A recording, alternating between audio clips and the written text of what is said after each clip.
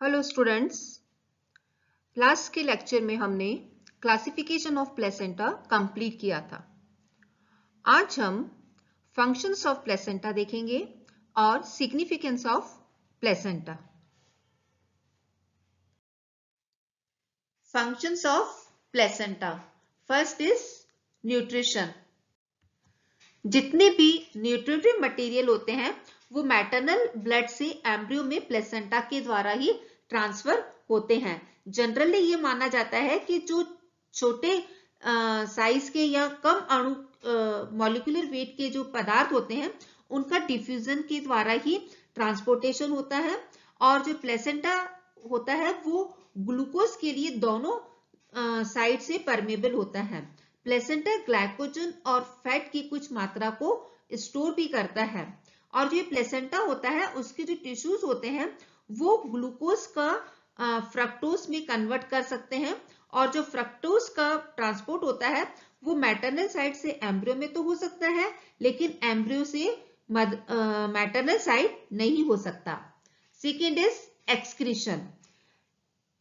Embryo की जो metabolic activities होती हैं उनके द्वारा जो एक्सक्रीट मटेरियल निकलते हैं वो प्लेसेंटा के द्वारा मैटरनल ब्लड में पहुंच जाते हैं, और फिर मदर की बॉडी के द्वारा उनका एक्सक्रीशन हो जाता है। Next is respiration. प्लेसेंटा में खूब सारे ब्लड साइनसेस पाए जाते हैं जिनमें एम्ब्रियोनिक विलाय प्रेजेंट रहते हैं। ये जो ऑक्सीजन होती है वो मैटरनल ब्लड से एम्ब्रियो ब्लड में, और जो कार्बन डाइऑक्साइड होती है वो एम्ब्रियोनिक ब्लड से मैटरनल ब्लड में ट्रांसफर हो जाती है। Next is storage. ये प्लेसेंटा डिफरेंट सब्सटेंस का स्टोर भी करता है, जैसे प्रोटीन और आयरन। प्लेसेंटा एंजाइम्स का भी सीक्रेशन करता है जिससे प्रोटीन मेटाबॉलिक की जो एक्टिविटीज होती हैं वो कंप्लीट होती हैं। ये प्लेसेंटा एज एंडोक्राइन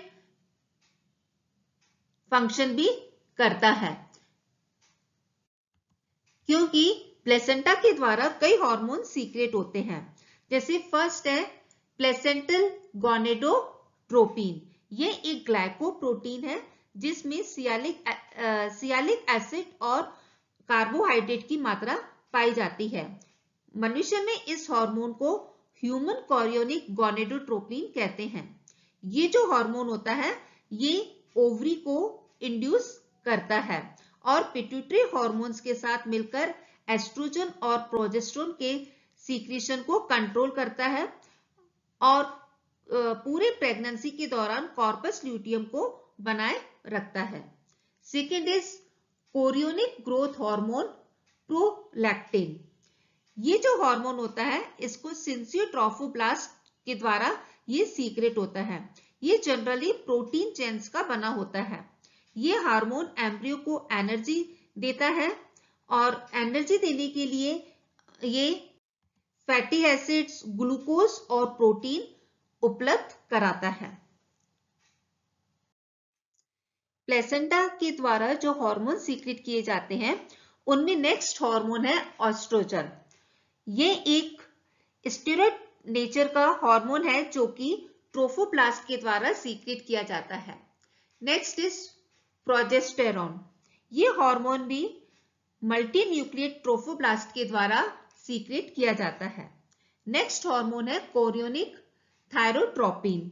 ये जो कोरियोनिक थायरोट्रोपिन हार्मोन है ये थायराइड को स्टिमुलेट करता है। और नेक्स्ट इज रिलैक्सिन। ये जो रिलैक्सिन हार्मोन होता है ये भी प्लेसेंटा के द्वारा सीक्रेट किया जाता है, जो कि प्रसव क्रिया के समय प्यूबिक सिम्फाइसिस के जो फाइबर्स होते हैं, फिलामेंट्स होते हैं, उनको ये रिलैक्स करता है। इसके अलावा प्लेसेंटा के द्वारा रेनिन हार्मोन का भी सीक्रेशन होता है, जो कि रेनिन हार्मोन कॉर्पस ल्यूटियम की ग्रोथ को इंड्यूस करता है, स्टिमुलेट करता है, ओव्यूलेशन को कंट्रोल करता है, और जो एंटीरियर प्यूजिका होती है उसके माध्यम से थायराइड और एड्रिनल कॉर्टेक्स को स्टिमुलेट करता है, और साथ में जो यूट्रस होता है उसकी ग्रोथ को ये कंट्रोल करता है, और ओव्यूलेशन के बाद होने वाले जो डिफरेंट परिवर्तन होते हैं, डिफरेंट चेंजेस होते हैं, उनको ये प्लेसेंटा या जो रेनिन हार्मोन होता है वो उनको रेगुलेट करता है। Next function is protection. जो ये प्लेसेंटा होता है ये एम्ब्रियो को प्रोटेक्शन देता है। एम्ब्रियो और यूट्रस के बीच में जो ट्रांसपोर्ट होते हैं मटेरियल, उनमें उनके द्वारा कुछ प्रोटीन और एंटीबॉडीज भी होते हैं जो कि एम्ब्रियो में पहुंच जाते हैं। मैटरनल एंटीबॉडीज बनते हैं, उनके कारण एम्ब्रियो में डिफरेंट जो रोग होते हैं उनसे लड़ने की क्षमता डेवलप हो जाती है। Next is as a semi permeable membrane. ये जो प्लेसेंटा होता है वो as a semi permeable function करता है। इसका मतलब ये है कि एम्ब्रियो और जो मैटरनल बॉडी के बीच में जो डिफरेंट सब्सटेंसेस ट्रांसपोर्ट होते हैं, वो जो सब्सटेंसेस ट्रांसपोर्ट होते हैं उनको ये सेलेक्ट करके ट्रांसपोर्ट होते हैं कि ये जो प्लेसेंटा है उनमें से कौन से मटेरियल जाने चाहिए, कौन से मटेरियल नहीं जाने चाहिए। उनका ये फंक्शन प्लेसेंटा के द्वारा होता है। Next is significance of placenta. ये जो प्लेसेंटा है, ये जो स्ट्रक्चर प्लेसेंटा है, ये क्यों बनता है और इसकी आवश्यकता इतनी ज्यादा क्यों है, ये हम देख सकते हैं।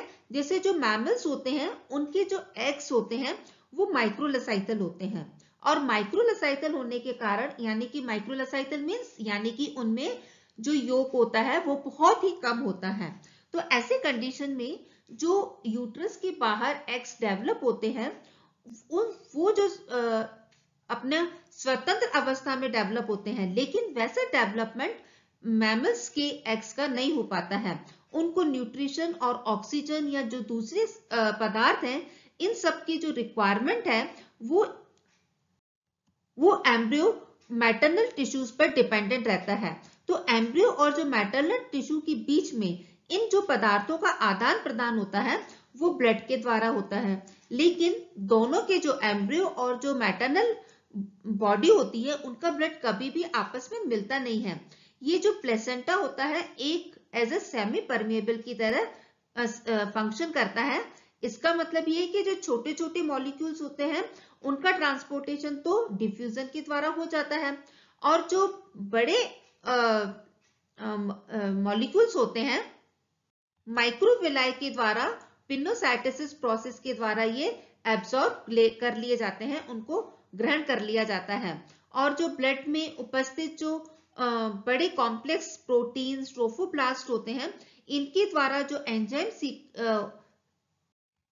सीक्रेट किए जाते हैं उनके द्वारा इनका डाइजेशन हो जाता है, और फिर इनका एब्जॉर्प्शन हो जाता है, और फिर वापस एम्ब्रियो में जाकर इनका फिर से पुनर्निर्माण कर लिया जाता है।